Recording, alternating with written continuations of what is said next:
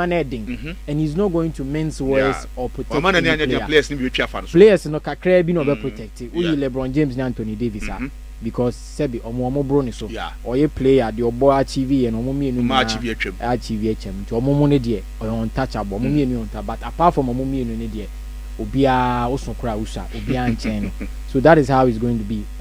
Manin fasa anante because Lakers team provided, and I say looking at how our Celtics for also abeje 19 to say so Lakers were 18 into say one step up the performances now one match rivalry now I'm okay and so far unza makawa has say the way are OKC are pick it Cleveland Cavaliers are pick Silver Sports State Warriors crowds say all of a sudden almost where we need I think 6 games and lose 1 and as we need 7 or lose 2 into one sorry in Temwa a better than amount season ewa and already scrams we are saying who say NBA Cup no eba but in Shadrack ko enra images no me ma NBA Cup no schedule no group draws no na me fan tuja NBA Cup no be start Tuesday we a competition within the regular season or musua free European competitions no they realize say over Europe ni other sporting disciplines are or more other cups a wom into why not say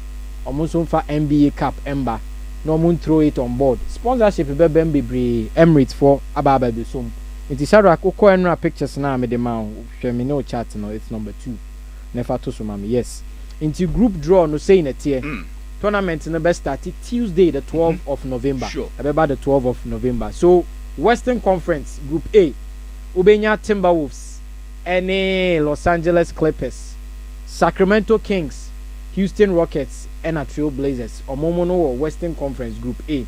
Group B, OKC, Phoenix Suns, Los Angeles Lakers, Utah Jazz and a San Antonio Spurs. Or Momono make up Group B. Then Group C, Denver Nuggets, Detroit Pistons, New Orleans Pelicans, Golden State Warriors and a Memphis Grizzlies. We mono for group. And I say the Western Conference Group A, B, C. No about Eastern Conference. And also Ubenya, Knicks, Magics, Philadelphia, Boston, and Brooklyn and Hornets. And make up Eastern Group A. East Group B. Milwaukee Bucks, Indiana Pacers, Miami Heat, Chicago Bulls, and team Yefreno, Toronto Raptors. Then East Group C. Chicago Bulls Group C Pistons rather and East Group B into East Group C and I feel say a group of death Ubenya Celtics Cleveland Cavaliers Chicago Bulls Atlanta Hawks and then DC Washington Wizards a team and so so we have parents now we see East Group C and a group of death but West Group C, kaka her parents, Denver Nuggets, omo former champions. Yes.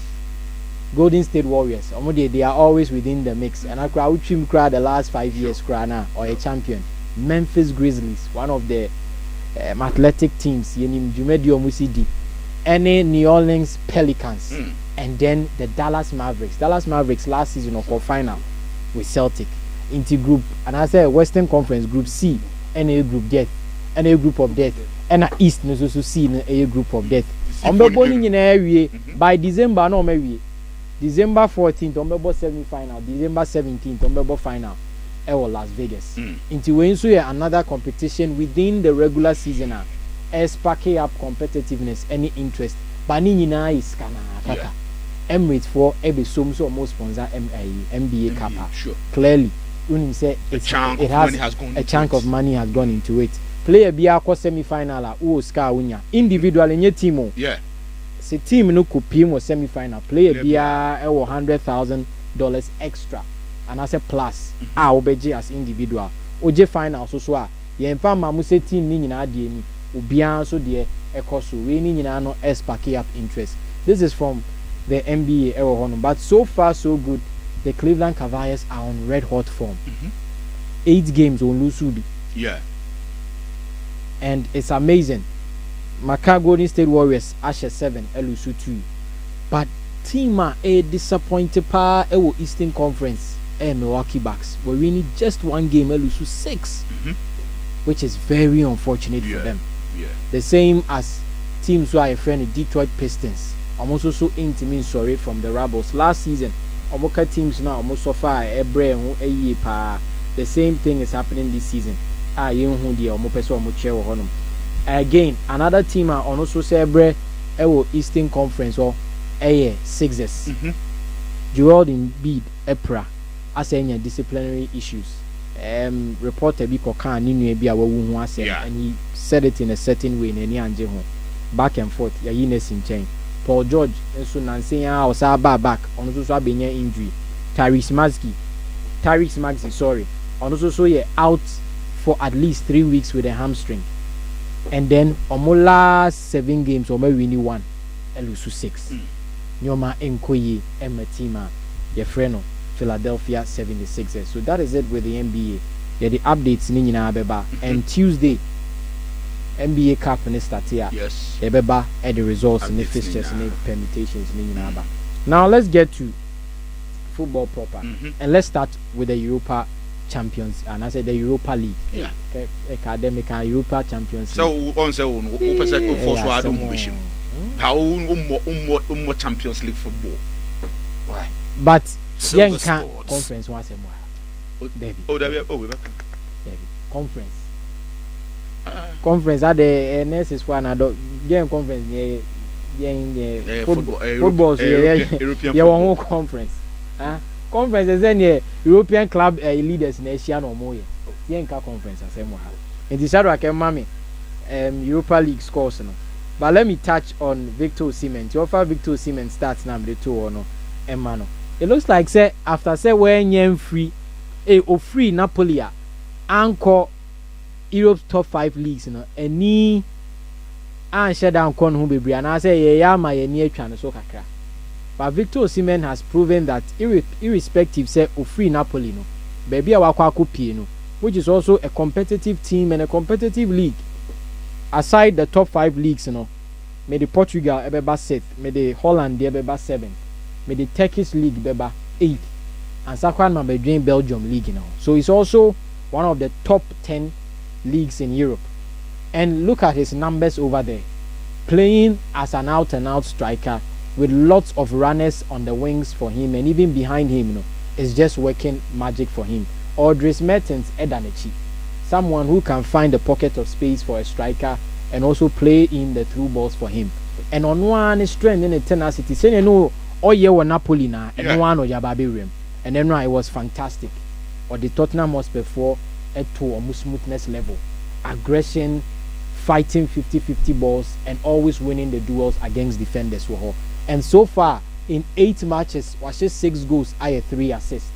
We can't take our eyes off him, even though say what branching alpha honum there. But in as much as say Victor Gyökeres more, Yenya Jonathan David more strikers now. Or more names no air on the lips of many teams, you know. Sure. He will be in the mix again. People should watch out. Say January, teams will still go out there and move for Abrante and Victor Osimhen. Say Arsenal for very emphatic. And I say Senka, Edu Gaspar freeway. The next sporting director, our about time report say a bit will stand. The will stand. Tim Staden from West Ham. Yeah. And a few other names. Pierre Mertesacker Mono. If they can pursue Victor Osimhen or Victor Gyökeres, Arsenal will be a formidable side in terms of a more attacking area. Because Man City, so many creators behind, and I say so many creators within the team, no, or an elite finisher in the person of Erling Haaland.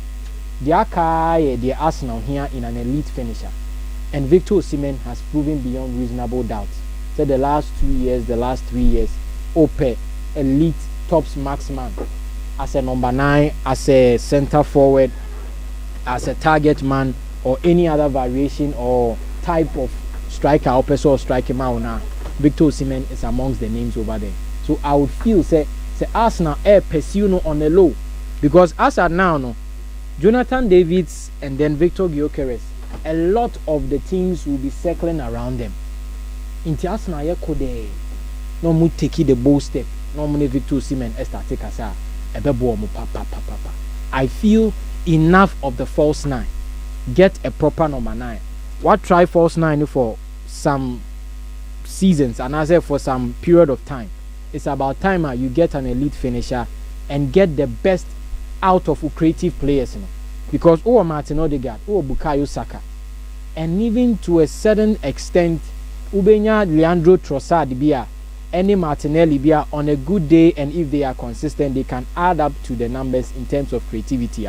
All you need is an elite finisher, and Victor Osimhen qualifies for that. Sure. We winning against Spurs, even though Spurs in your red card were honum, they won 3-2. Now, Shadow, give me the scores and then let me run through it and look at how the Europa League in the we also our table na mami. My permutations, you know. So this is it. Besiktas won against Malmo. Bodo Glimt so far defeat against Karabakh. But the surprising scoreline PM Roma again dropping points against Union St. Gilles. Roma team no Ivan Juric Beshomu no enkoyi, whether home or away, whether domestic competition or even European competition, Roma are still struggling.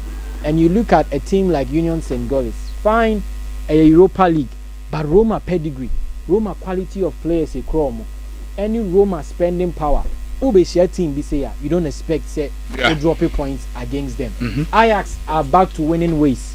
Abeka as I said, Francesco Farioli, a Jumediana Odino is yielding results. Ajax has made a good decision. Now they have a manager. Obetimi abo omo kind of football or young enough or the vibrancy any work output ebeba team nim omo tene omo name they won 5 goals against Maccabi Tel Aviv. AZ Alkmaar won 3-1 against Fenerbahce. The struggles of Jose Mourinho continues again after Sony Manchester United etne fiabo draw no or all the way to AZ Alkmaar in Holland Fofia Ntimi Antwerp, and then Olympique Lyonnais again dropping points against team a friend Hoffenheim. You would expect them say in a game like this goals need flow, but it was always going to be difficult predicting who is going to win this game. Porto again elusu to Lazio, and so far so good in the Europa League. Lazio seems to be the team on form. As I stand, as I say, I stand to be corrected. Among drop 8 points. I think they've won all their games. I stand to be order the table no to Lazio ewine na. The hero of the night na Pedro. For a long while na Pedro and she go Europe because of free Barcelona, because of Okoninam Chelsea. Now be PM or Lazio na Lazio form na ABB or Europe no, and no benya the winning goal or honum. So let's focus on the table.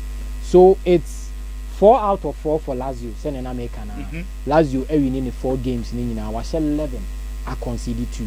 Ajax send me kind on rich vein of form. Almost so every need 3.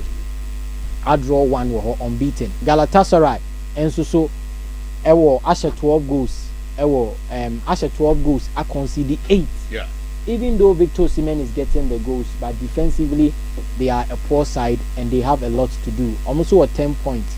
Frankfurt were 10 points. Anderlecht were 10 points. Atletico Bilbao were 10 points. Spurs were 9 points because they lost to team a friend in Galatasaray. And FC Basel surprisingly almost also won 9 points Omoda the top 8. Manchester United, Victoria Pelsen, AZ Alkmaar, Midtjylland, Olympiacos, Rangers. But still more than knockout face ni. Knockout face. Me say sa new face we. Knockout ni ne mu ede. Me say Champions League face we are be. Europa for no mo tena se. UEFA for no mo tena se ye adwuma. The knockout is going to be the best form of football. Say me unzenra me be Champions League game. Teams are one knockout. We teams no fine, they are good teams there, but they want action in other. Ajax, I expected them to be on top. Galatasaray, Frankfurt, Atletico Bilbao, Spurs. So Lyon, Manchester United, Fenerbahce, and even to a certain extent Besiktas. And Ananka me expected some beba amongst the top 8 in a qualify outright. But senior Mekano, there's a lot of work to be done for omo person omo free knockout phase in Eco PM hono. Inti mun tamu kuchu. Afeni asase United enkoyi yewo ya pamo ye manager de wa ba no so the manager vibes na dying tem kra and can new manager the oba vibes in a short neck course after any Leicester na I say I die off. But there are some remnants within team now about Bisum and I say ni rain kakrano. I think something has worked out in terms of an individual standing out to perform and may highlight you inti fine we me few assessment am for Enra game no. Okay. Enra man share first half ni bi. Me ko ball na do ball kakra. Yeah. Ti me wie by na me share second half ni bi. Say and me keep fit to bend there. Bend the one you say ni. Now, some after the game no make can Vanessa rain any do abey any game ni nyina bom because Sunday no born the last game no free so these are my few remarks I'm here. Manuel Ugarte enya 3 consecutive starts under manager Freno Ruud van Nistelrooy. Yes. Now what it means is that ne papa eba beba that is Ruben Amorim coach or bringing the best out of him Paris Saint-Germain for Befano. It means he's now settled into the United team. Okay. Adaptation no still na koso into the English Premier League, any English football no. But team no when you have 3 consecutive starts there, our performance nenya bad no. He looks to have settled. So it's another good remnant under manager Yefreno Ruud van Nistelrooy. Cup appearance for Eita being there. They be no near Kabebre say Eric Ten Hag over rely on Andrew Onana and they be no Andrew Onana a feature. Omi who being there so kakra. He be who no against Leicester. It wasn't bad, but I feel there's still a lot of work to be done on him.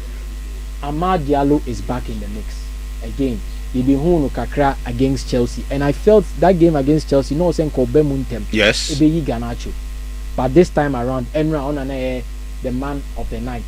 He say when you din fofo, who follow Manchester United in 3, or X and our Twitter. Just a mudie, Bapuna na mumadi. Oh, Edia when you be home. They say your friend Abidjan Messi. Why? Why? Abidjan. Ade Abidjan Messi. Yeah, Enra the shades of gold no. Mudia mono, Bakaya the openyi bi be ye. Hey, now openyi bi ye bibi. Na akora ketua ye bibi na eseno no. Ne de nya diama no no monti ase. Oye bibi ni o. Kalami yaman kuma twen lami yaman adagula. Yeah, the bibini de din to no emuya. Munja is abe isuban enye. Na afi munti. Shadow go back to me review no. Go no say it was similar to the Lionel Messi share against Manchester United 2008 final. Go and Messi share asem part till now. Yes, I go yo. That's how go na yeah. Because he's the shortest player on the field. And he rose high against Rio Ferdinand. 6 foot 6'1", 6'2". Rio Ferdinand over here pa. Ora studio Accra meje di so be ko. Yeah. We be aye door ni. Chairman Adidi say we hwade a distance na say ba ko be Baba Rahman any Ahmad Hwanewa. The emphasis is the height and how the height now pe. Height ni how o matena wa ma na huri abe head ball no. Ese and again a match a picture na was through no. Send you jam jina wa nyoma boys etwa no ho ahie. Sounds jam Messi su jina wa boys etwa no ho ahie. So they are similar shades. Boy no ne nyoma bi se Messi kakra. It's early days yet, but it's good. What I'm just trying to highlight is that he's back to his best. And after winning the Player of the Month for Manchester United in the month of August, the first month for Manchester United this season on the Player of the Month. Yeah. But Eric Ten Hag placed him on the bench again. So we were all frustrated. Say player was starting a good start. And then I would not all to make room for Nedoba Anthony, DJ Spinning. Uncle you. But now we have Amad Diallo in the mix.